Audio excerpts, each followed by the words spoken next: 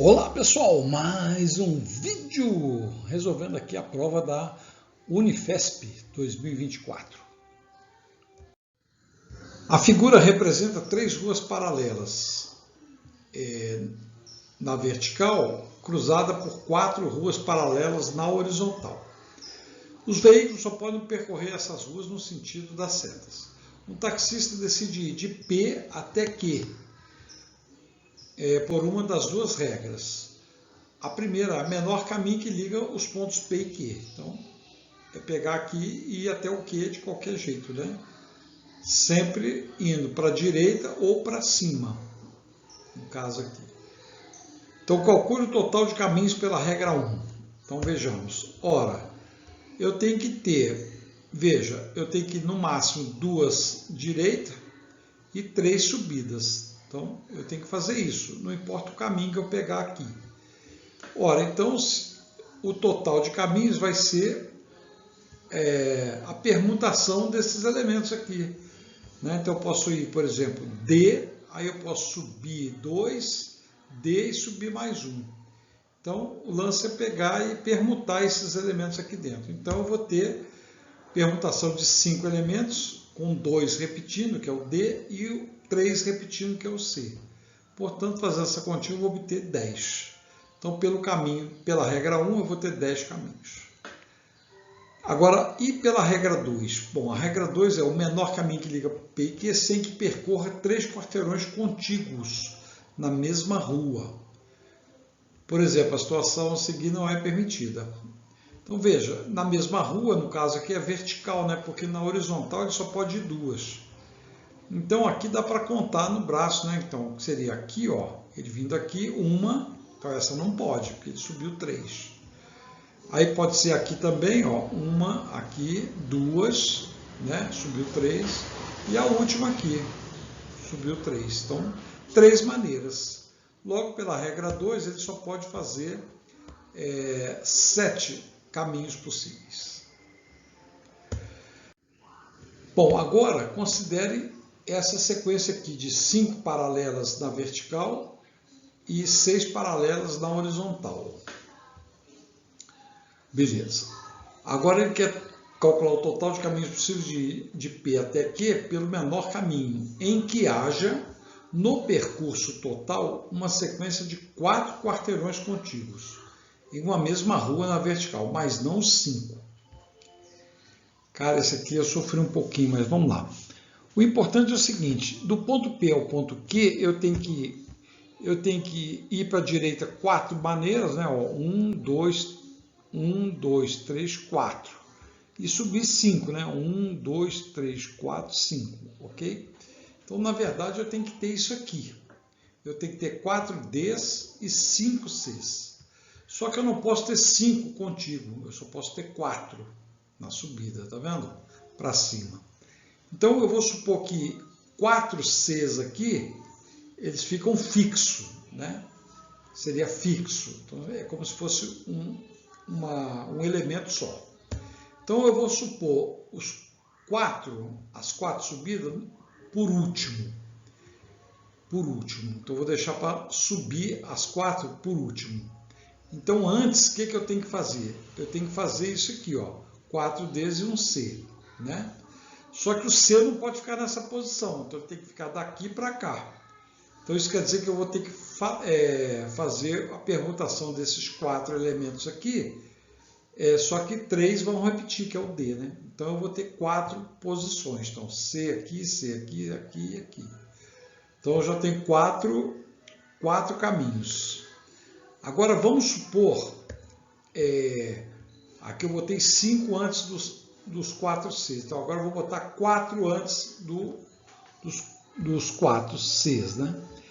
Só que aí, obrigatoriamente, quem eu tenho que passar para o lado de lá é o D, porque o C eu não posso passar, senão aí vão ficar 5C. Então, aí, novamente, eu vou ter esse D, obrigatoriamente tem que ficar aqui, porque aqui é C, né?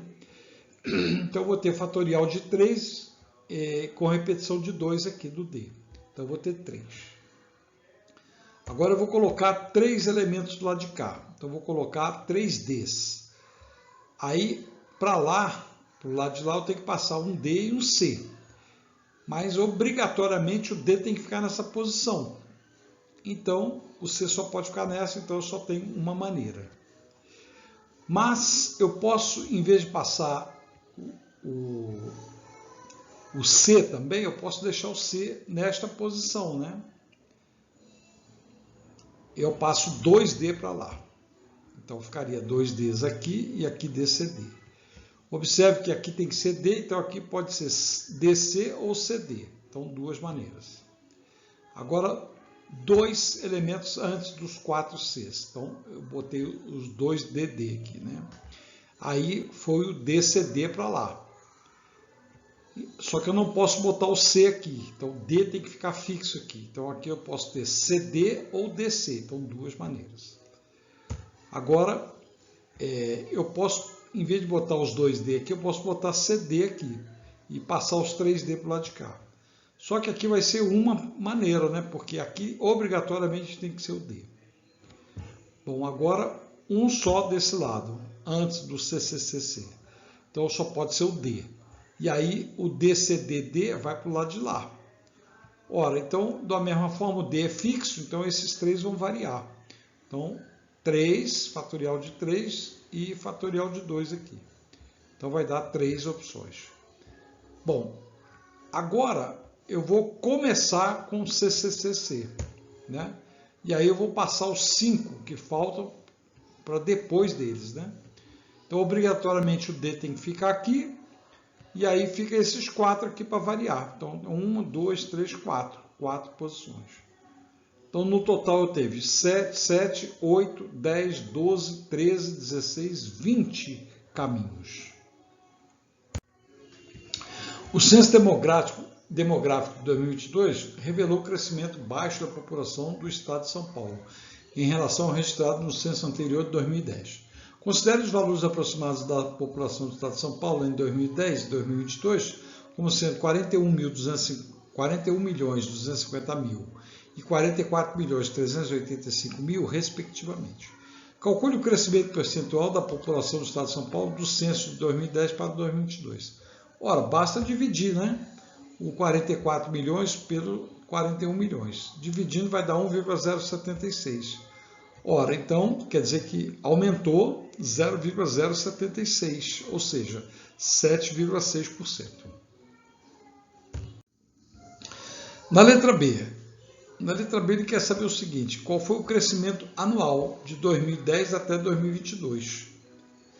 Então, aí no caso, eu vou usar a matemática financeira, né?